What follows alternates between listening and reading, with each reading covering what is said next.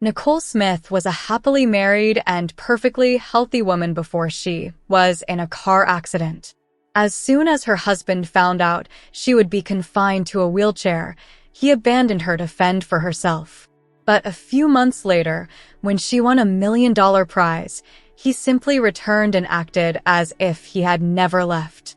However, the surprise that her new boyfriend had in store for that man was impressive.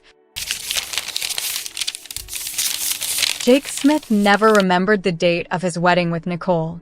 Every year, it was Nicole who had to remind her husband that the date was approaching so they could plan something special: a dinner, an outing, a gift exchange. If Nicole didn't remind him, Jake always treated the date like just another day. Aside from this detail, everything else in their lives seemed to be going well, despite being quite different from each other. They had known each other since they were teenagers, living with their parents in the same neighborhood, but it was only at the end of college that Jake and Nicole became close. Jake needed a very high grade in financial mathematics to pass a course. He was taking those classes for the second time, so he sought out Nicole, who had already graduated, to help him.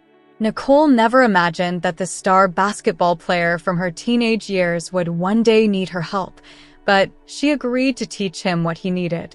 During these lessons, they realized that while they were very different, they were also attracted to each other.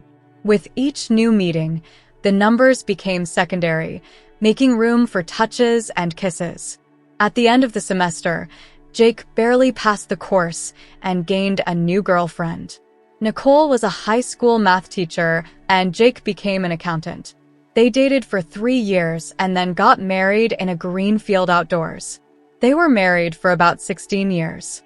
They went to the beach every summer and managed to buy a house and 2 cars, and they had a large family, with 3 children who made them very proud. Little did they know that after building all this together, they would face an unexpected setback that would change everything for them. Nicole and Jake adored their children: Emma, 15, Walter, 12, and Mary, 6. Nicole was an excellent mother, always concerned with their diet and education. She was the one who sat with each of them to teach them what they needed to do well in school: grammar, geography, and, of course, math, her specialty. She knew that raising Emma, Walter, and Mary to be responsible adults was a challenge she had to overcome. On the other hand, Jake was much more relaxed with the children, preferring to play with them. If the mother was strict in education, the father was the more flexible link. And so, they lived as a sweet, happy, and functional family. Everything seemed perfect until a severe accident shattered that illusion completely. On a Wednesday, Nicole left home late to teach. She got into her car and headed to the school where she taught.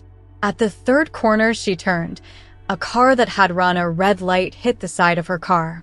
Even with her seatbelt on, the impact threw her into the passenger seat, causing her back to hit the car's frame violently. Unconscious, Nicole was taken to the hospital, and once stabilized, a series of tests were conducted. Jake was notified and rushed to the hospital. It was determined that she had suffered a severe spinal injury, leading to a minor stroke. The blood supply to her spine was affected, and Nicole was now paralyzed from the waist down. The accident was so severe that doctors feared she was at risk of nerve impulse blockage. Jake couldn't understand what had happened. Upon hearing that his wife was permanently paralyzed, he couldn't imagine what his life would be like from then on. Awake in a hospital bed, Nicole wept, thinking she would never walk again. The entire family, waiting for encouraging news, was stunned to learn that the woman, who had her whole life ahead of her, would now face it in a wheelchair due to someone else's mistake. Despite being paralyzed and condemned to a wheelchair, she didn't show weakness in front of her children. She was terrified of the future and suffering from the unexpected change, but tried to adapt and keep a clear head. She saved her tears for when she was alone. Jake, on the other hand, was profoundly affected. He ate very little and spent much less time at home. It was as if seeing his wife in a wheelchair offended him. The situation remained tense and strange at home for a month until Jake decided he couldn't continue living there. He said it was a situation he couldn't get used to and had to stay away from it all. He was drinking more, sleeping less, and working with a lot of worries. So he packed his bags and talked to each of the children, who also didn't understand why their father was leaving just when they needed him the most. Jake left home, and it was devastating for Nicole. She remembered their wedding vows and how the part about, "I will love you in sickness and in health," had seemed sincere and strong. How could Jake break his vows and leave his entire family behind? Nicole was in a terrible mental state. Being paralyzed from the waist down was nothing compared to being abandoned like that. She hated her first time out of the house in a wheelchair. She couldn't stop thinking that everyone was staring at her, mocking or pitying her condition. She felt humiliated and powerless. Nothing she was or knew mattered anymore. Now she was just the woman in the wheelchair. Her eldest daughter, Emma, tried everything to get these ideas out of her mother's head, but it was too recent for Nicole to see it naturally. She even thought it would have been better to have died than to be in that state, but felt horrified with herself for thinking such a thing.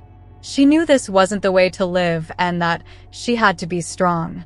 She had her career, her life, and 3 children under her responsibility.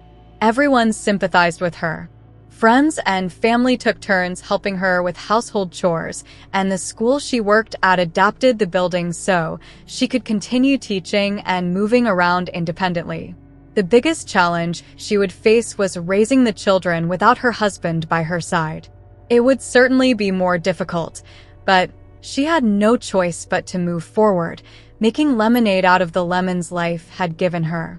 A very competent physical therapy team began caring for her. Using parallel bars, they got her to strengthen her arms and back until she could stand, supported by the apparatus.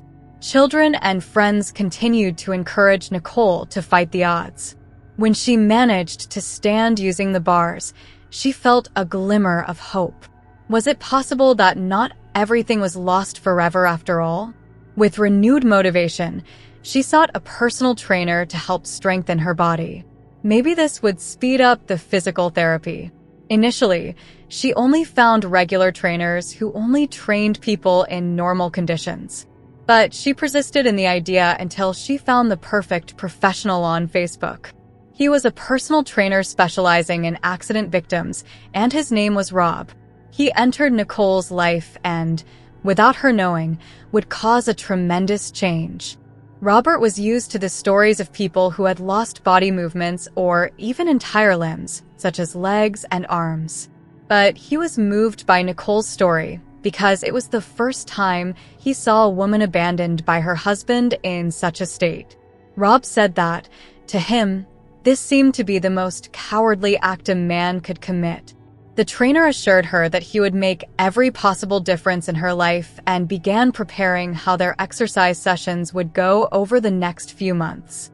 Nicole had no idea that this would be much more than a change in her physical condition.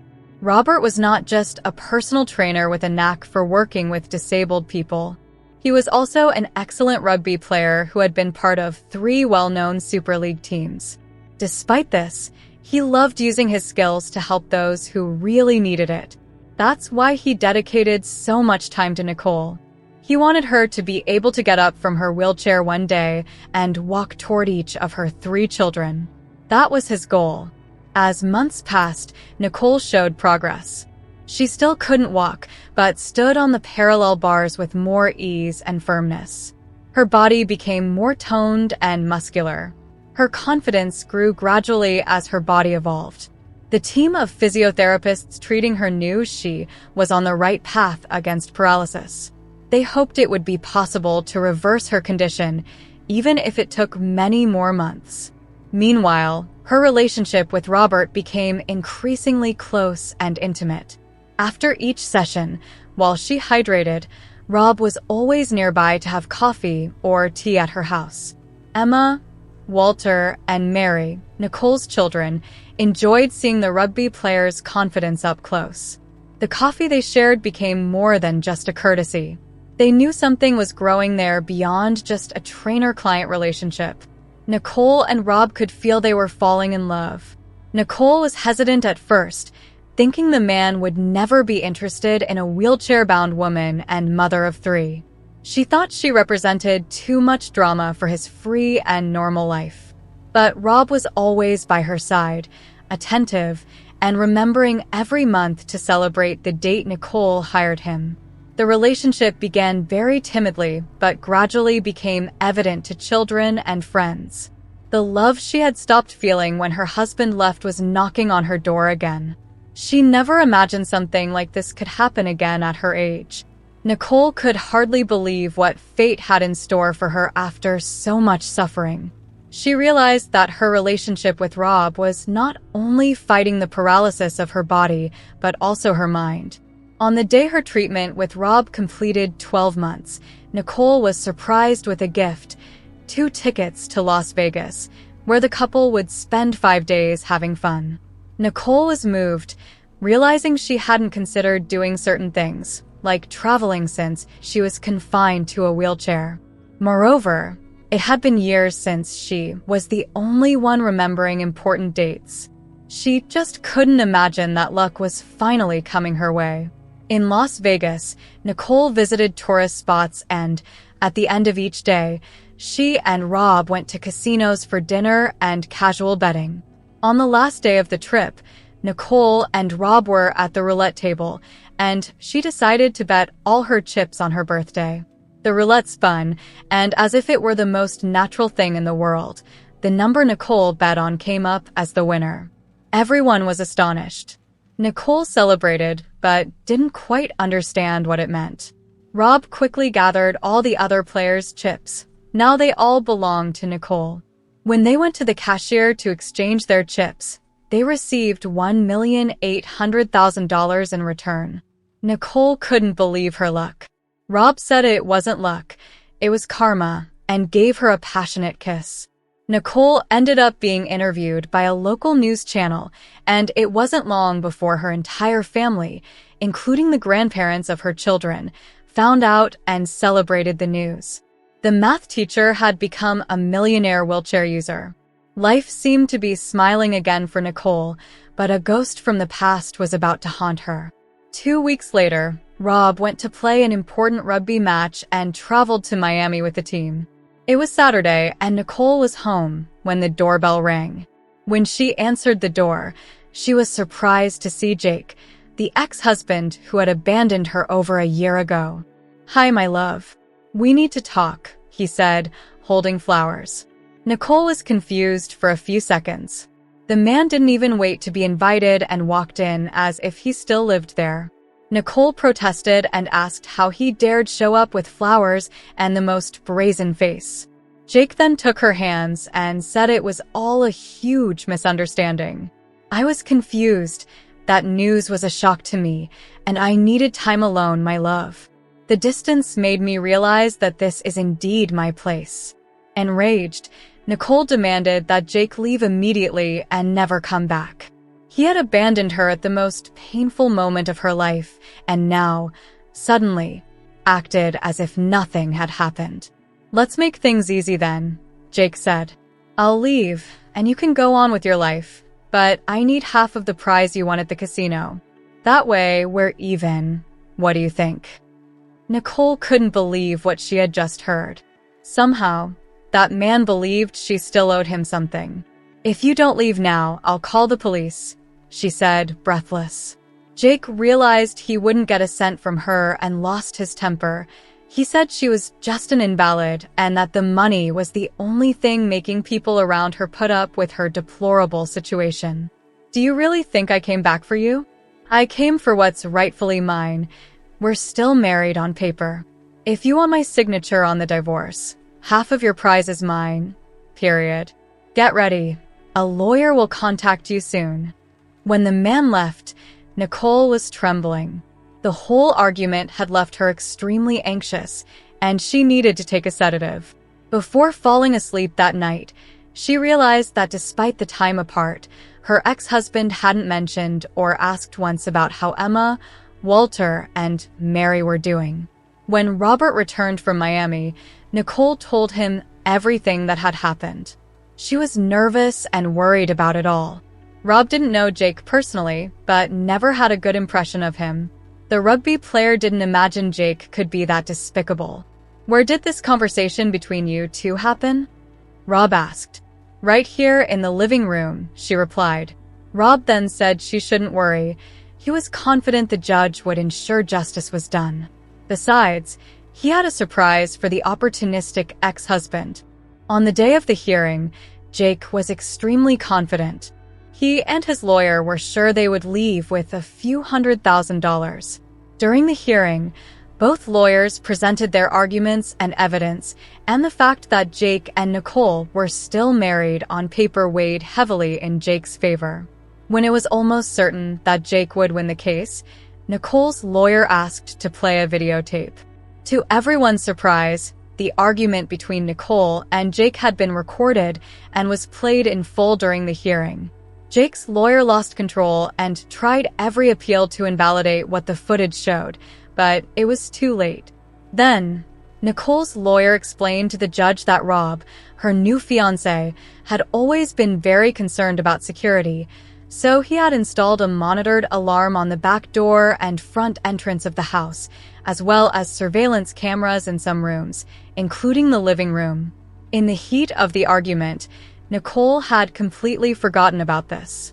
Seeing the recorded scenes, Jake lowered his head and lost the arrogant posture he had displayed. It was more than clear that he had blackmailed his wheelchair-bound ex-wife. At the end of the hearing, the judge recorded in a loud and clear voice that in all his years as a law enforcer, he had seen many complicated and hard-to-believe cases. But this case was undoubtedly one of the biggest cowardices he had ever witnessed in his court. Mr. Jake abandoned a woman and 3 minors.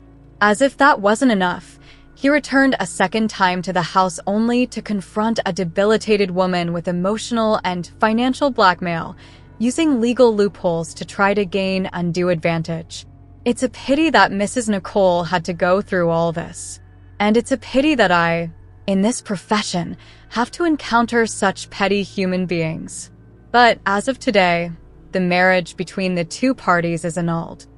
Jake left defeated and humiliated. Justice had been served, and Nicole was finally understood. Both lawyers' fees would be paid by Jake, and it was also decided that he was legally obliged to pay child support until the children reached adulthood. In the years that followed, Nicole still didn't walk again. But she didn't resent it. Her health was good, and she realized she had adapted her entire life around her paralysis. She allocated part of the money to a fund for her children, which would be used for their college education and as they saw fit after graduating. She and Rob built a smart home, fully adapted to ensure comfort and the possibility for her to continue her treatment at home. A good portion of the money was invested in a research and care center for people who had also lost the use of their legs. She wanted new accident victims or those with degenerative diseases to learn that it was possible to continue living even after a traumatic event like this. And Robert, to this day, never forgot to celebrate the date he and Nicole got married. If you liked the story, please leave a like. And this other video that is appearing on the screen now will probably move you too. Enjoy your session, and see you in the next video.